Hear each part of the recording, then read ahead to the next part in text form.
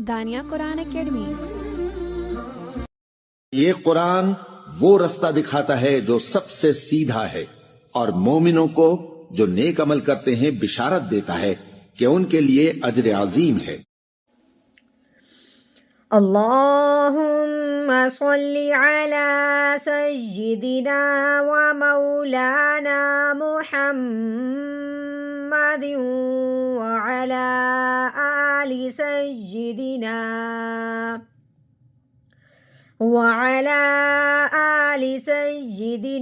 و مولانا محمد وبارک وسلم۔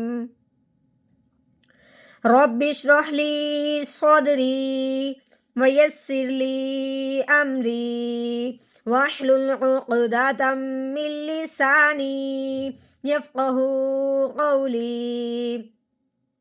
رب زدنا علما رب زدنا علما رب زدنا علما۔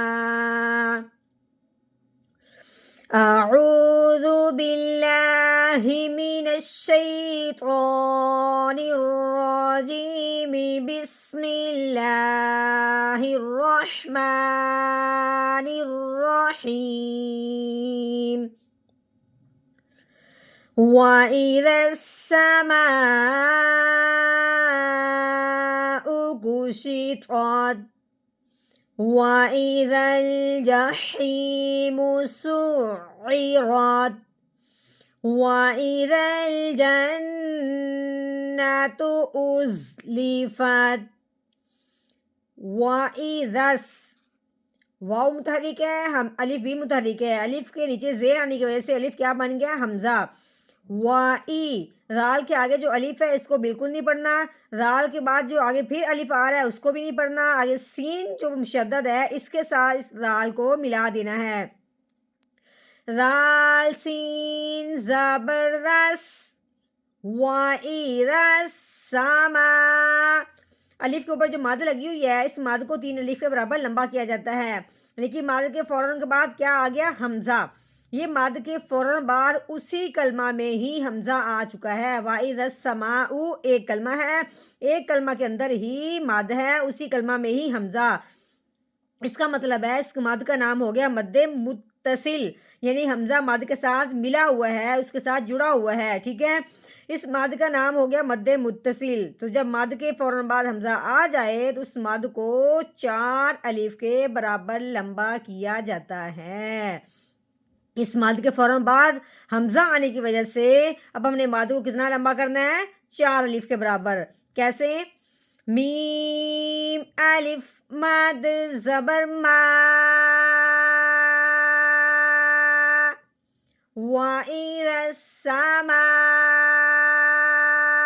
حمزہ کے اوپر ضمہ ہے یعنی کہ پیش ہے، حمزہ پیش او، وَإِذَا السَّمَاءُ،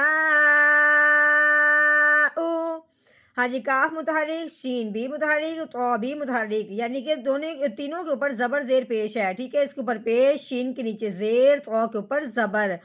زبر زیر پیش جس حرف کے اوپر آ جائے اس حرف کو متحرک کہتے ہیں، کیونکہ زبر زیر پیش کو حرکت کہتے ہیں، ٹھیک ہے۔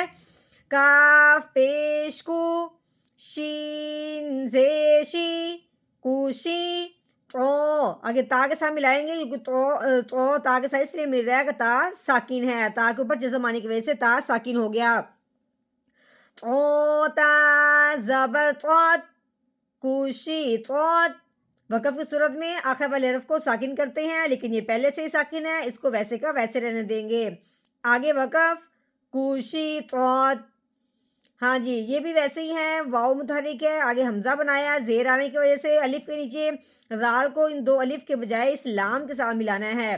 وَإِذَا، یہ جیم ہے، یہ ہاں کے نیچے زیر ہے، ٹھیک ہے۔ آگے یا ساکن ہے، اب یا ساکن پہ مد کا قاعدہ جاری ہو رہا ہے، کیوں؟ کیونکہ یا ساکن سے پہلے حرف کے نیچے زیر آ چکی ہے۔ جب بھی یا ساکن سے پہلے حرف کے نیچے زیر آ جائے تو پہلے والا حرف جب یا ساکن کے ساتھ ملتا ہے تو 1 الف کے برابر یا ساکن کو لمبا کیا جاتا ہے۔ کیسے؟ ہا یا زیر حی، جاحی، میم متحرک، میم پیش مو، جاحیمو. ہاں جی سین کو عین کے ساتھ ملانا ہے، عین مشدد ہے، سین متحرک ہے، اس کے اوپر پیش ہے. کیسے ملائیں گے؟ سین عین پیش سوع، عین کے نیچے زیر ہے، عین زیر عی سوعی. رو کو تا ساکن کے ساتھ ملائیں گے، رو کو موٹا کریں گے، کیوں؟ رو کے اوپر زبر آ گئی ہے، رو کے اوپر زبر یا پیش ہو تو رو موٹی ہوتی ہے، رو کے نیچے زیر آ جائے تو اس رو کو باریک کیا جاتا ہے. روتا زبرات سعیرات. آگے وقف.